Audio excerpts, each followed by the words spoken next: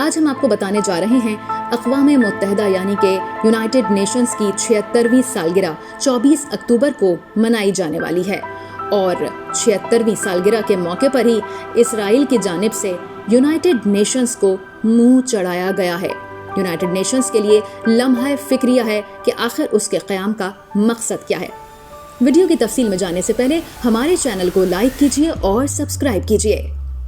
24 اکتوبر 1945 کو اقوام متحدہ یعنی کہ یونائٹڈ نیشنز کا قیام عمل میں آیا۔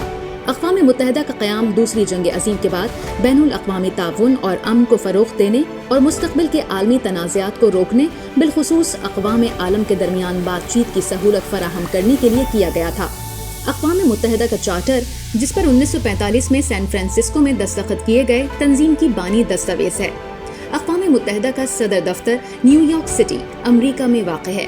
اقوام متحدہ کے 193 رکن ممالک ہیں۔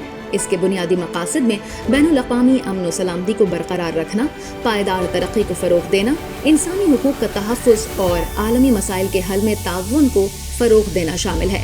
اقوام متحدہ کی جنرل اسمبلی مختلف بین الاقوامی مسائل پر بات چیت اور فیصلے کرنے کے لیے سالانہ اجلاس کرتی ہے۔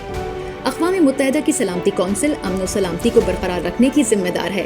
سلامتی کونسل کے 5 مستقل ارکان جن کے پاس ویٹو پاور ہے، امریکہ، روس، چین، فرانس اور برطانیہ ہیں۔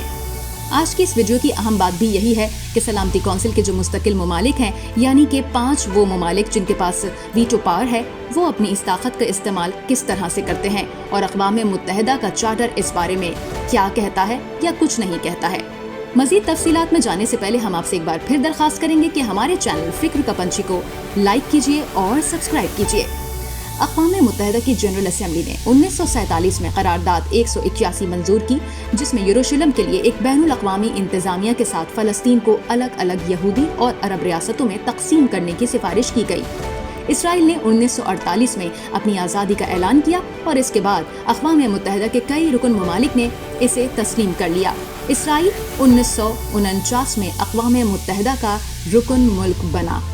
24 اکتوبر 2023 جب اقوام متحدہ اپنی سالگرہ منانے جا رہا ہے، یعنی کہ 76ویں سالگرہ، تو ایسے میں ہی اسی مہینے اسرائیل نے ایک بار پھر اقوام متحدہ کو منہ چڑھایا ہے۔ اسرائیل ہمیشہ سے اپنی منمانیاں کرتا آیا ہے اور اس کے خلاف اقوام متحدہ میں جو بھی قرارداد پیش کی گئی ہے، چاہے اسے اکثریتی ممالک نے منظور ہی کیوں نہ کیا ہو، امریکہ اپنی ویٹو پاور کو استعمال کرتے ہوئے اس قرارداد کی مخالفت کرتا ہے اور اسرائیل کو بچا لیتا ہے، جو کہ رکن ممالک کے لیے سوالیہ نشان ہے کہ آخر ان کی رائے کی کوئی اہمیت نہیں اور سلامتی کونسل کا رکن ہونے کے ناطے امریکہ باقاعدہ طور پر جانبداری کا مظاہرہ کرتا ہے۔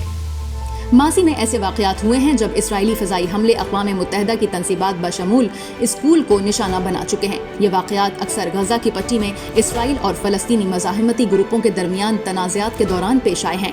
اس طرح کے فضائی حملوں نے بین الاقوامی برادری کی طرف سے تشویش اور تنقید کو جنم دیا ہے، کیونکہ اقوام متحدہ کی ان تنصیبات کو شہریوں اور بچوں کے لیے پناہ گاہوں کے طور پر کام کرنے والی محفوظ جگہ سمجھا جاتا ہے۔